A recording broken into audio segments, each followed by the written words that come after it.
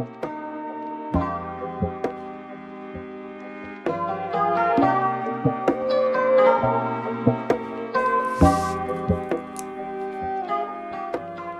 logos and branding to advertisements, books, and magazines, sports, media, applications, and websites, typography is a key element to the language of graphic design that is often overlooked and taken for granted. Hey, it's Tucker from Fontastic. Recently, I interviewed Ross McLean, who is the head of Furman University's art department. So, Dr. McLean, why is typography important to graphic design? Okay, so here's the thing about type. It's a great question. Type is like a ubiquitous thing that we take for granted. It's all over us all the time, right? So it shapes our language, it shapes how we communicate, and it is our spoken word in a written language. So there's a rich history about it. It's been with us forever. So that's why type is important, and the little nuances of it make it even more so important. So if you look at some of these projects, we're talking about narratives here, right? So a certain typeface, so you got two types of typefaces that are out there. There's a serif and a sans serif, right? So amongst those there are thousands of typefaces, and they all have their own attitudes and influences and how they look on paper and how they look on the screen and so forth. So there's tons of choices for us. And there's scientific evidence on which ones look better than others. So there's a lot to digest. So we're looking at some of these projects, and these are all narratives, and we're making type choices. We got one that's more of a family style, and then one that's more of a historical reference from Britain. So there are certain typefaces that just come out of Britain and tell that narrative and so forth.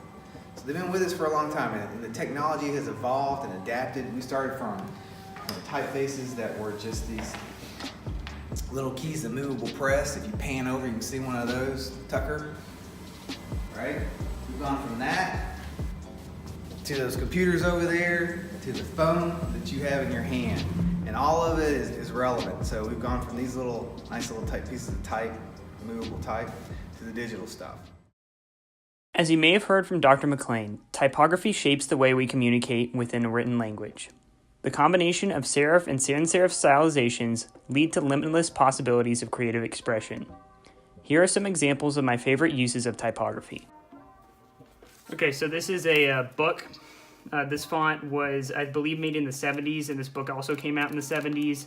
I really like how in graphic design you have the ability to find old fonts and old forms of typography and download them and use them in your designs today. It's a very stylized font, like the font I showed earlier, with the DaVita font.